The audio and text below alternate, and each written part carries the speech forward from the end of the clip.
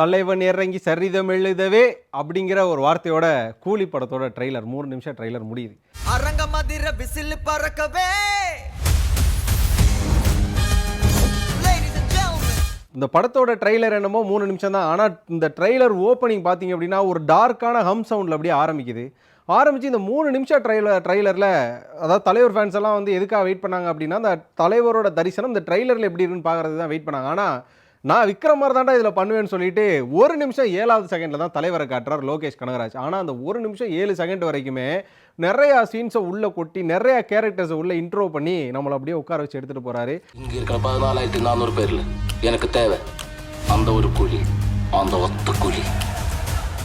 So இந்த video trailer, அதாவது கூலி படத்தோட பவர் பேக்டு ட்ரெய்லரோட ரிவ்யூ அப்படிங்கிறத தாண்டி ஒரு ஃபேன் பாய் மூமெண்ட்டாக அந்த ட்ரெய்லர் பார்த்து எவ்வளோ கூஸ் பம்ப்ஸோடு உட்காந்துருக்கும் அப்படிங்கிற ஒரு விஷயம் மட்டும் இல்லாமல் இந்த படத்தோட இந்த ட்ரெய்லர், அதாவது இந்த ட்ரெய்லர் வந்து இந்த படத்தோட கதையை சொல்லுதா இல்லையா, இந்த ட்ரெய்லர் மூலமாக இந்த படம் இது சம்மந்தமான கதையாக தான் இருக்குன்னு சொல்லி சில டீகோடிங்ஸ் இருக்கும். ஏன்னா இந்த கூலி ட்ரெய்லர் 1981 ரிலீஸ் ஆன தீப்படையும் வரைக்கும் ட்ராவல் ஆகுது. ஆக மொத்தம் கூலி படத்தோட பவர் பேக்டு ட்ரெய்லர் நம்மளுக்கு எப்படியாப்பட்ட கூஸ்பம் மூமெண்ட்ஸை கொடுத்தது, அதே நேரம் இந்த படத்தோட கதையை சொல்ல போதா அப்படிங்கிறதான் இந்த வீடியோவில் பார்க்க போகிறோம்.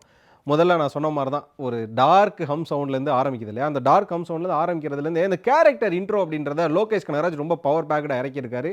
இது அப்படியே செட்டாகவே சொல்லலாம். முதல்ல நம்ம ஃப்ரேம்ஸாகவே போயிடுவோமே. என்ன அப்படின்னு பார்த்தீங்கன்னா அந்த கேரக்டர் இன்ட்ரோஸ் அப்படிங்கிற ஒரு விஷயம். ஏன்னா ஷோபின் ஜாகிர் நம்மளுக்கே தெரியும், மோனியா பாடல் வந்ததுக்கப்புறமாவே ஷோபின் ஜாகிரை வந்து நல்ல டான்ஸராக பார்த்தோம் அப்படின்ற ஒரு விஷயம். அதுக்கப்புறமா அரங்கம் அதிரட்டுமே அப்படின்ற ஒரு அனௌன்ஸ்மெண்ட் ஒன்று வருது, ட்ரெய்லர் அனௌன்ஸ்மெண்ட் எப்போ, இந்த ரிலீஸ் அனௌன்ஸ்மெண்ட் எப்போ அப்படின்னு.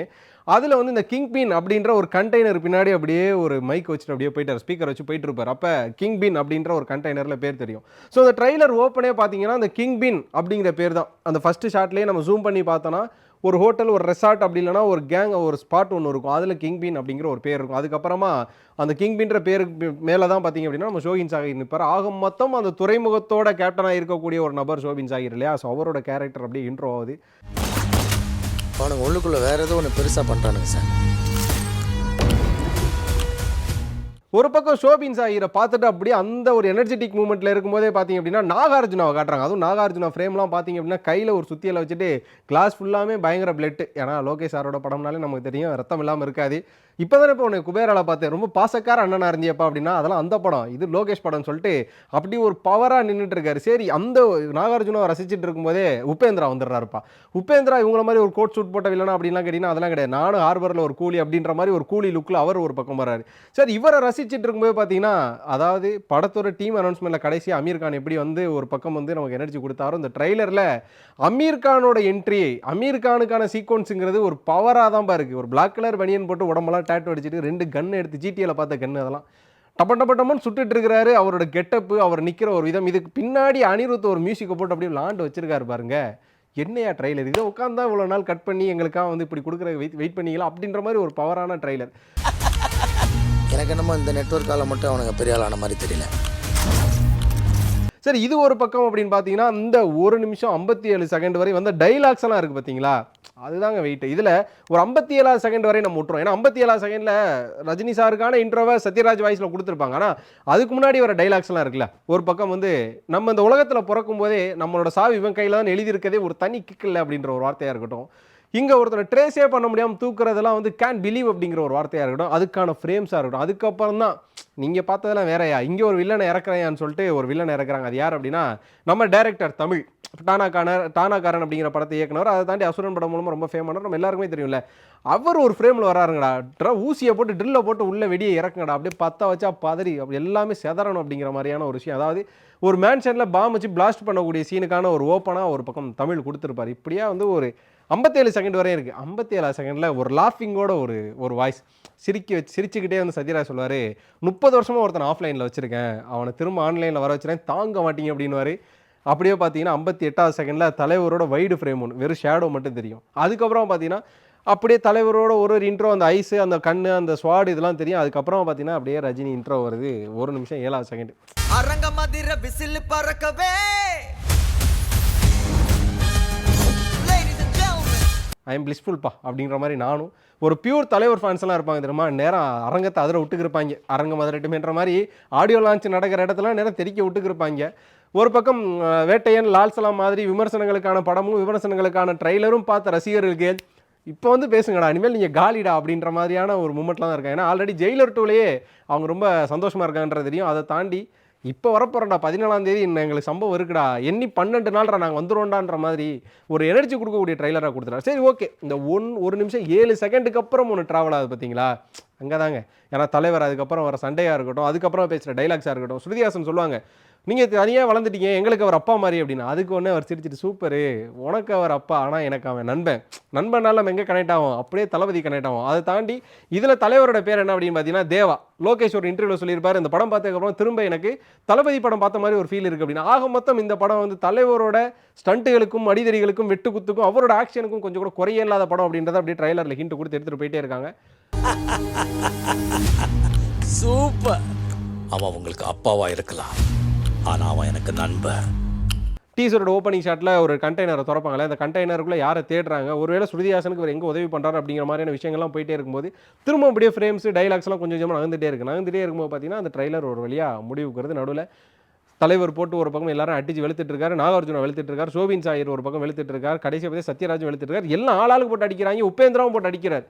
ஆக இதில் அவ்வளோ ஃபைட்ஸ் இருக்குது அப்படின்னு நினச்சிட்டே இருக்கும்போது தான் பார்த்தீங்கன்னா ஒரு ஃபேஸ் ஆஃப் வைக்கிறாங்க. இதான் வந்து லோகேஷ் அவரோட படத்துலேயே எனக்கு ரொம்ப பிடிச்ச ஒரு விஷயம் என்னன்னா இந்த ஃபேஸ் ஆஃப் தான். ஒரு பக்கம் இங்கே சந்தானமுக்கும் ஒரு பக்கம் கமல் சார் விக்ரமுக்கும் வைக்கிற ஒரு ஃபேஸ் ஆஃப், அதுக்கப்புறம் மாஸ்டர் படத்தில் ஜேடிக்கும் இன்னொரு பக்கம் பவானிக்கு வைக்கிற ஃபேஸ் ஆஃப். இந்த படத்தில் தலைவருக்கும் ஷோபின் சாயிருக்கும் இருக்கக்கூடிய ஃபேஸ் ஆஃப். தலைவர் இப்படி பார்ப்பாரு, ஷோபின் சாபீர் நம்ம வந்து ஃபிசிக்கலாக பாடி ஷேம் பண்ணலாம். ஆனால் சொல்கிறேன் ஒரு பையன் ஷார்ட்டாக இருக்கான், ஆனால் வில்லனிசம் கொடுக்குறாங்க. ஏன்னா அவர் மஞ்சுமல் வாய்ஸில் ஒரு சென்சிட்டிவான ஆக்டராக பார்த்தோம், அதுக்கு முன்னாடி படங்களில் அவர் காமெடி ஆக்டராக பார்த்தோம். ஆனால் இங்கே தலைவரை எதிர்த்து நிற்கிறதுக்கு ஒரு ஆறா வேணும். அந்த ஆறா பேட்ட படத்தில் விஜய் சேதுபதிட்ட இருந்ததுன்னு கேட்டால் கிடையாது. ஆனால் இங்கே அதை சோபின் சாயர் கொடுத்து ஒரு ஆறாவை இறக்கி ஒரு 3 நிமிஷம் ட்ரைலரை இந்தா வச்சுங்கடா, ஜாலியாக இருக்கடா, 12 நாள் உங்களுக்கு தாண்டா அப்படின்னு சொல்லி ட்ரைலரை கொடுத்து முடிச்சிட்டாரு.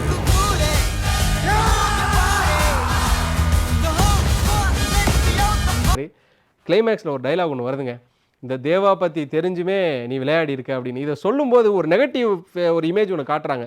அந்த நெகட்டிவ் பார்க்குறப்ப நமக்கு பாஷா ஞாபகம் வருது. ஆனால் ஒரு வாயில் ஒரு சிகரெட்டோட ஒரு சீன் ஒன்று வருது. அந்த சீன் பார்த்தீங்கன்னா தீ அப்படிங்கிற ஒரு படம் இருக்கும். இதுதான் நான் இன்ட்ரோவில் சொன்னேன், 1981 கனெக்ட் ஆகுது அப்படின்னா 1981 தீ அப்படிங்கிற ஒரு படம் ரிலீஸ் ஆச்சு.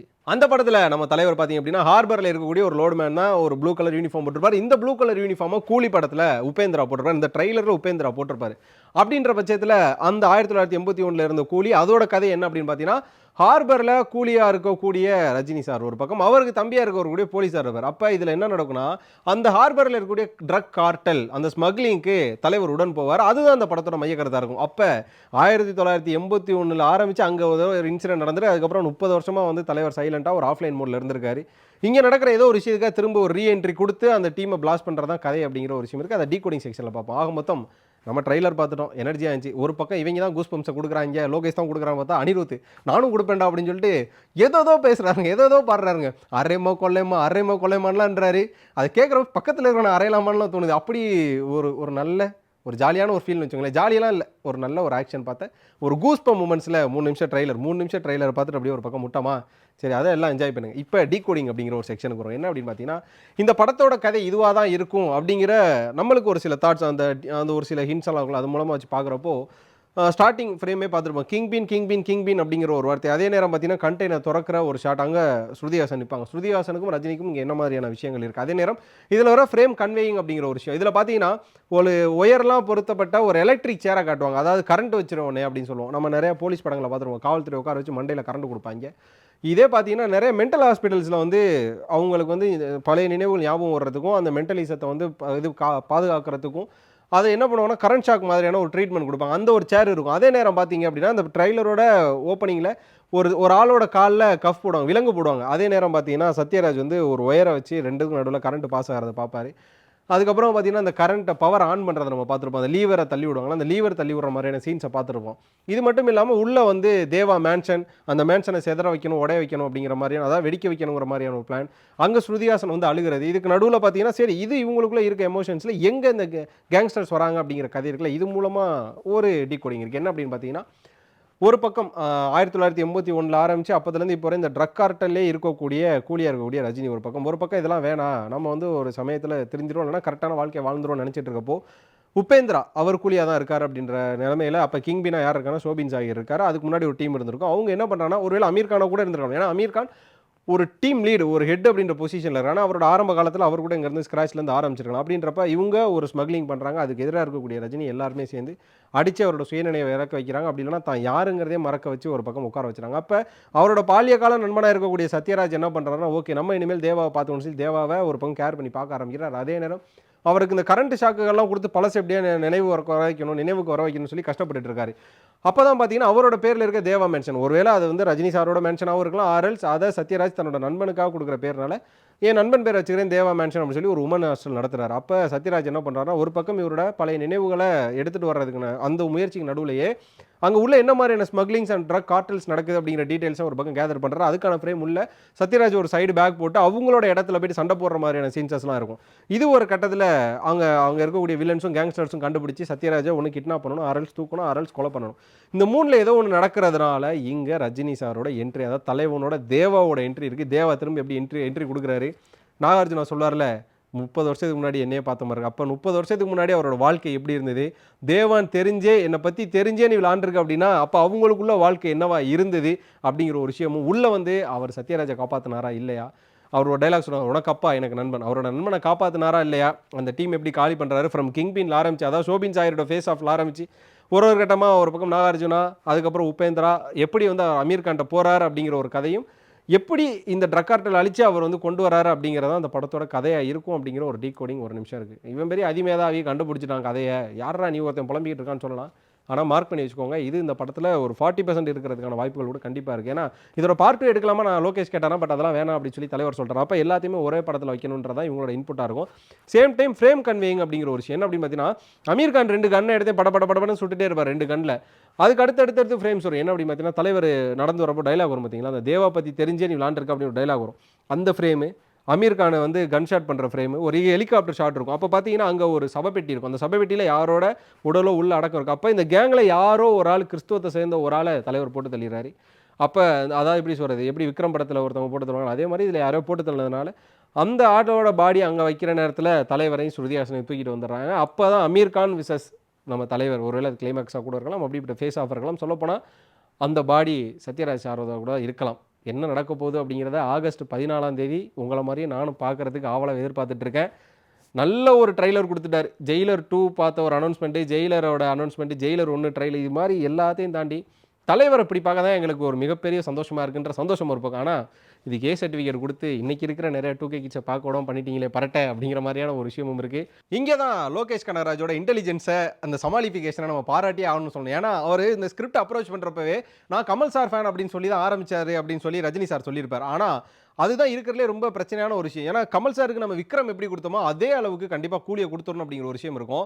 இங்கே தான் தீ அப்புறம் கூலி, அதாவது 1981 இருக்க கதை எப்படி 2025 கனெக்ட் ஆகுது அப்படிங்கிற ஒரு விஷயம் இருக்குது. ஆனால் அதுக்கு ஒரு எக்ஸாம்பிள் எங்கே போகணும் அப்படின்னா, 1986 எடுத்த விக்ரம் பார்ட் 1, அதில் இருக்கக்கூடிய நிறைய லீடை எடுத்து எப்படி 2022 அவர் விக்ரம் அப்படிங்கிற ஒரு படம் பார்ட் 2ங்கிறத கொடுத்தாரோ, அதே மாதிரி 1981 இருந்த அந்த தீ படம் அதுலேருந்து ஒரு ஹிண்ட் எடுத்து அது மூலமாக ஒரு விஷயத்தை எலவேட் பண்ணி இங்கே வந்து 2025 கொடுத்துருக்காரு. ஏன்னா என்ன உன்னோட தலைவனுக்கு மட்டும் நீ 1986 போய் எடுப்ப, எனக்கு எடுக்க மாட்டியா அப்படின்னு கேட்டால் அவர் பாஷாவில் எடுக்க முடியாது. அப்போ அவர் எங்கே எடுக்கணும்னா டு தி கோர் அவர் தீ படத்தில் தான் எடுத்திருக்காரு அப்படிங்கிறது தெரியும். ஆனால் நான் சொல்லியிருந்தேன் அந்த டீகோடிங், அதிலே என்ன ஒரு விஷயம் இருக்கும் அப்படின்னு பார்த்தீங்கன்னா, தீ படத்தோட கிளைமேக்ஸ் ஒரு ஷூட் அவுட் நடக்கும். அந்த ஷூட் அவுட்டில் தலைவர் வந்து முடிஞ்சிருவாரா, காலி ஆகிடுவாரா, இறந்து போயிடுவாரா அப்படிங்கிறதெல்லாம் தெரியாது. ஒருவேளை அந்த ஷூட் அவுட்டில் பாதிக்கப்பட்டதுனால அவருக்கு பழைய நினைவுகள்லாம் போய் அதுலேருந்து அவரை கம்பேக் கொடுக்குற ஒரு முயற்சியில் சத்யராஜ் சார் இருக்க மாதிரியான கூட ஒரு விஷயங்கள் இதில் இருக்கலாம்.